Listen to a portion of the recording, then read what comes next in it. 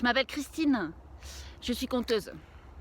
J'aurais dû venir chez vous, dans la bibliothèque, à Genève, pour raconter des histoires, mais voilà, c'est pas possible. Alors, j'ai réfléchi et puis je vous propose, comme je ne peux pas venir chez vous, de vous inviter chez moi. En plus, vous avez de la chance, vous avez vu? Pas de stratus, il fait beau. Bon, il faut dire qu'on est en vallée. Oui, comme je ne peux pas venir chez vous, je vous invite à venir vous promener chez moi. J'avais déjà choisi les histoires autour de la figure du monstre qu'on m'avait demandé. Et je me suis dit que j'allais partir en balade pour trouver sur mon chemin des lieux où j'aurais envie de vous raconter ces histoires-là. Alors, aujourd'hui, je vous propose une petite balade. On y va? C'est le chemin qu'on va prendre ensemble. C'est un chemin qui serpente à travers les vignes, juste au-dessus de mon village. Bon, je vous avertis, ça grimpe un peu. On va y aller doucement. Ça va toujours? C'est pas trop raide? En même temps, c'est le temps idéal, hein. C'est incroyable ce soleil pour ce mois de novembre. Vous voyez ce que je vois là sur la droite? Cette maison de pierre toute simple? La porte est ouverte. Eh bien, entrons.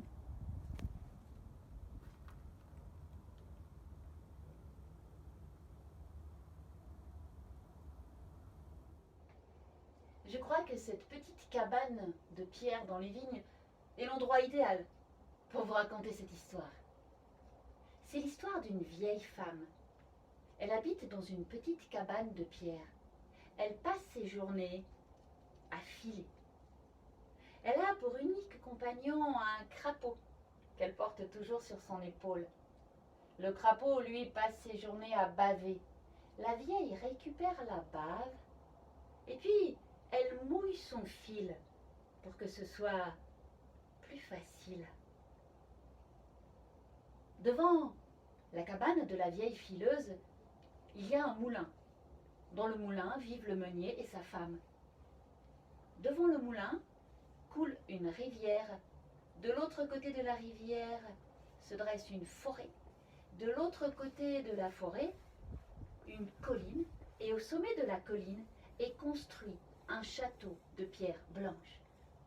Et dans le château vivent la reine et le roi. Le roi, lui, aime beaucoup chasser. Il passe ses journées sur le dos de son cheval, à courir dans la forêt. Il a toujours au bout de sa main un pistolet et il tue toutes les bêtes qu'il rencontre. Le roi connaît tous les chemins dans la forêt. Mais ce matin-là, il se perd. Il arrive de l'autre côté de la forêt, il voit la rivière. Et là, au bord de la rivière, une femme qui est en train de laver son linge. Le roi s'approche avec son cheval. Il regarde la femme. Elle est belle. Elle est tellement belle. Beaucoup plus belle que la reine. Le roi n'hésite pas une seconde. Il descend de son cheval et s'approche de la femme. Je vous propose de cesser votre ouvrage quelques instants, et puis tous les deux, on se fait une petite promenade dans la forêt. Qu'est-ce que vous en dites? La femme du meunier refuse. Elle renvoie le roi. Le roi rentre au palais, mais le lendemain, il revient. Il s'approche de la femme. Et quand même, je suis le roi. Une petite promenade dans la forêt, tous les deux. Le meunier, votre mari, n'en saura rien, et la reine non plus, évidemment. La femme du meunier refuse. Le roi rentre au palais, mais il revient 3 fois, 6 fois, 9 fois, 10 fois. Ne m'obligez pas à me mettre à genoux, je suis le roi quand même. Jusqu'à ce matin-là, où la femme du meunier menace le roi. S'il continue, elle va le dénoncer pour harcèlement. Le roi sait que les temps ont changé et qu'il risque de se retrouver au tribunal pour une histoire comme celle-là. Cela n'arrangera pas du tout ses affaires. Alors il rentre au palais et il se tient tranquille pendant 3 mois. Mais au bout de 3 mois, le roi est pris d'une soudaine envie, juste une fois, de la revoir une dernière fois tenter sa chance. Il grimpe sur le dos de son cheval, ce matin-là, il traverse la forêt, la rivière, et il les voit, devant le moulin, le meunier qui a passé sa main autour des épaules de sa femme, et la femme du meunier qui a posé sa main sur son ventre déjà rond. Le roi comprend. La femme du meunier est enceinte. Et là, le roi se sent envahi par une jalousie, mais extrême. Il descend de son cheval, il s'approche du meunier et il lui dit « Votre femme donnera naissance à un crapaud. » Et puis, le roi grimpe sur son cheval, il rentre dans son palais. Il n'entend pas, du fond de la petite cabane de pierre, la vieille fileuse qui lui dit que ces paroles maudites retournent dans la bouche de celui qui les a dites. Et le temps passe. 9 mois passent. Ce matin-là, la femme du meunier donne naissance à une petite fille. Tandis que la reine, elle, donne naissance à un crapaud. Le roi fâché passe sa journée dans la forêt. Il tue toutes les bêtes qu'il rencontre. La reine, elle, pleure toutes les larmes de son corps. Elle pleure tellement, tellement que bientôt, à ses pieds se forme un lac avec ses larmes. Et quand elle voit la reine, son petit crapaud, se baigner dans son lac de larmes, elle est toute émue. Elle est prise d'une soudaine affection. Alors, elle récupère le crapaud, elle le met à son sein. Et le crapaud boit. Et le crapaud grandit. Et le temps passe. Le meunier et sa femme auront 2 autres filles, le roi et la reine, juste un fils, le prince crapaud. Et le temps passe, et le crapaud grandit. Il aime manger, il devient de plus en plus gros. Sa peau verte, épaisse et couverte de pustules. Quand il se promène, il laisse derrière lui une odeur de marais gluant. Et il y a bientôt juste le roi et la reine qu'il n'effraie pas quand il les croise dans les couloirs du palais. Et le temps passe. Le crapaud s'est installé maintenant dans la chambre la plus haute de la tour la plus haute du palais. Et ce jour-là, au repas, le prince crapaud regarde le roi son père et lui dit « Papa, j'ai 20 ans, je veux me marier, amène-moi une femme. » « Toi, te marier, mon fils, mais quelle femme voudrait vivre avec un crapaud baveux comme toi? Je crois, papa, que vous n'avez pas bien compris. Demain sera le jour de mon mariage ou de votre enterrement. Si vous ne m'amenez pas une femme, eh bien je vous mangerai. Le message est clair. Le roi cherche. Mais quelle femme pourrait-il amener à son fils? Et puis bientôt, le roi a une idée. Mais oui, il tient sa vengeance. Il grimpe sur le dos de son cheval, traverse la forêt et la rivière. Et sans prendre le temps de frapper, ni la peine d'ailleurs, eh bien il entre dans le moulin. Le meunier, sa femme et ses 3 filles sont à table. Que votre première des filles vienne au palais demain. Elle épousera mon fils, le prince crapaud. Qu'elle ne prenne aucune affaire. Tout lui sera fourni sur place. Le meunier et sa femme refusent. Le roi s'approche. Il sort l'épée de son fourreau. Et il les menace en leur disant que si leur première des filles n'est pas au palais demain, il reviendra et tchic et tchac. Il n'hésitera pas. Et le roi repart. La première des filles, elle est trop excitée. Elle va épouser le prince. Fini cette vie, les doigts dans la farine. Elle n'écoute aucune recommandation. Elle dort à peine la nuit. Et le lendemain matin, elle se lève tôt. Elle n'embrasse ni son père ni sa mère. Elle marche sur le chemin, la tête haute. Mais ça l'énerve, parce qu'il n'y a personne pour la regarder passer. Il y a juste une vieille là, au pied de la colline. Une vieille à 4 pattes qui est en train de ramasser son fil qui court entre les pierres. Lorsque la vieille voit passer la jeune fille, elle lui demande « S'il vous plaît, jeune fille, vous pourriez m'aider? Vous pourriez filer pendant que je rassemble mon fil parce que les choses vont si vite à s'en mêler. » Non mais la vieille, tu m'as regardé. Tu ne sais peut-être pas, je vais épouser le prince. Fini pour moi de filer, je file vers mon avenir. Et la jeune fille marche jusqu'au palais. Elle n'entend pas la vieille fileuse qui lui dit « File, file, ma fileuse, parce que demain, il sera trop tard pour filer. » La première des filles arrive au palais. Là, on lui donne la robe de mariage. Elle s'installe, elle boit, elle mange. L'absence de son mari ne lui cause pas trop de tracas tant on la couvre de compliments. Elle mange, elle boit, elle attend. Minuit. Un garde vient la chercher. Elle le suit. Il l'emmène le long des escaliers jusqu'à la chambre la plus haute dans la tour. Elle entre. Le prince Crapaud est là. Et le lendemain, de la première des filles, eh bien, on retrouve juste sa robe de mariage avec un petit ados empilé dessus. Parce que le reste, le prince Crapaud, il l'a mangé. Et ce jour-là, au repas, le prince Crapaud regarde son père et lui dit « Père, c'était bien, j'en veux une autre.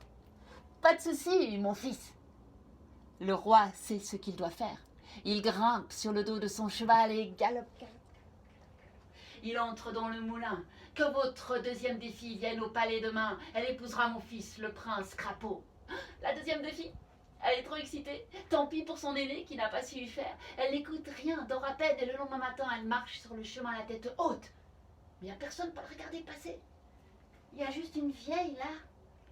Et quand la jeune fille passe près de la vieille lui demande « S'il vous plaît, jeune fille, vous pourriez m'aider parce que les choses vont si vite à s'en mêler. » Non mais la vieille, tu vas regarder.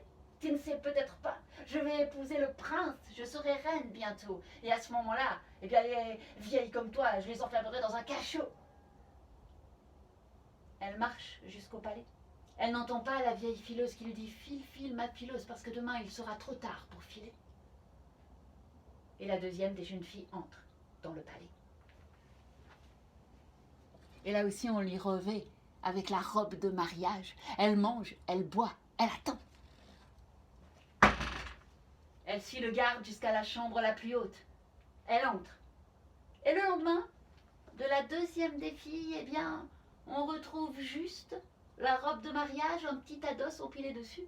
Parce que le reste, le prince Crapaud, il l'a mangé.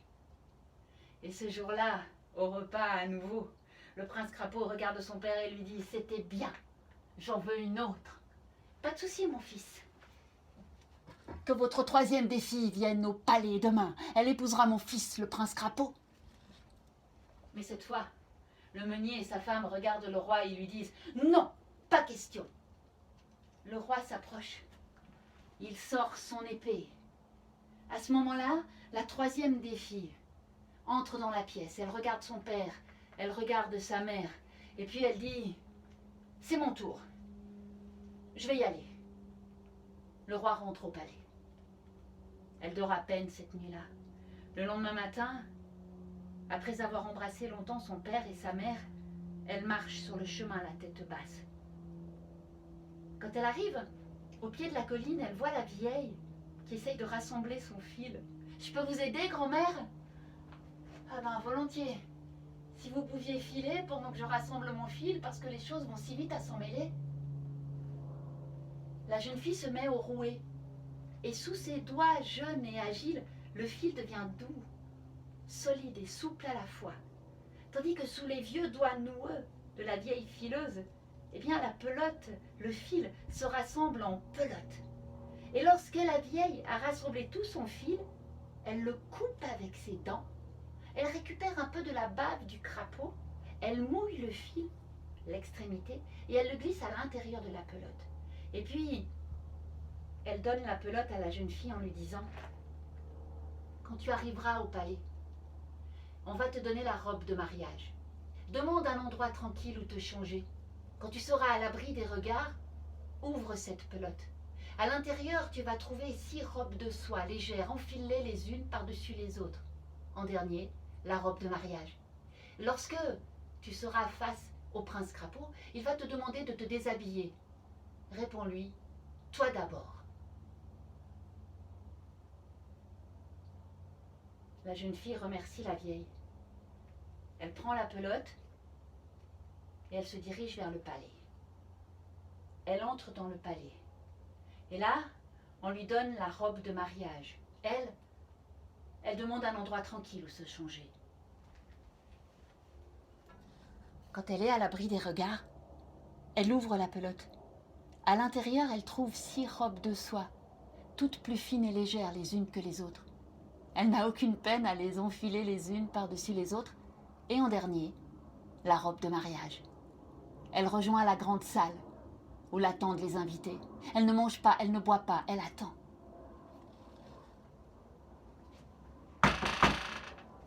Minuit, c'est l'heure.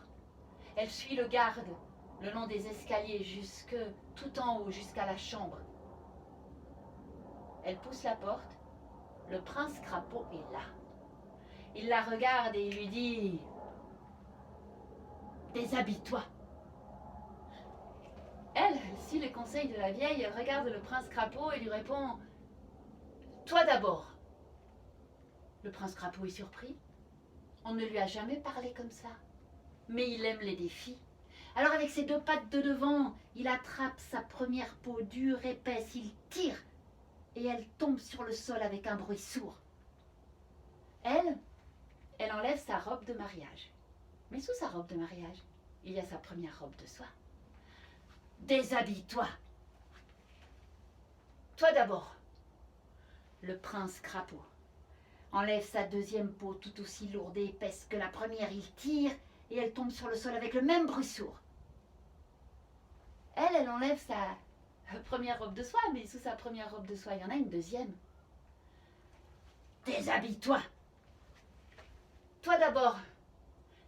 Et c'est ainsi qu'au rythme des déshabille-toi et toi d'abord, un étrange ballet s'engage.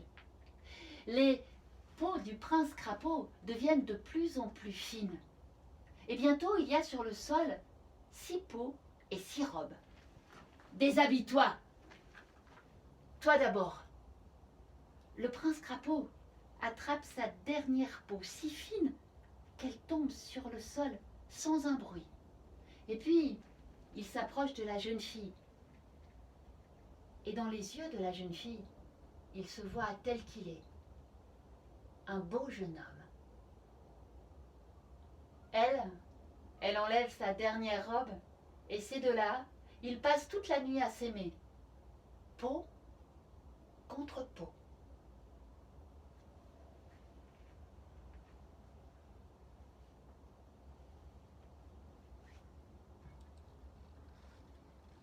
Et la suite? Eh bien, je vous laisse l'imaginer.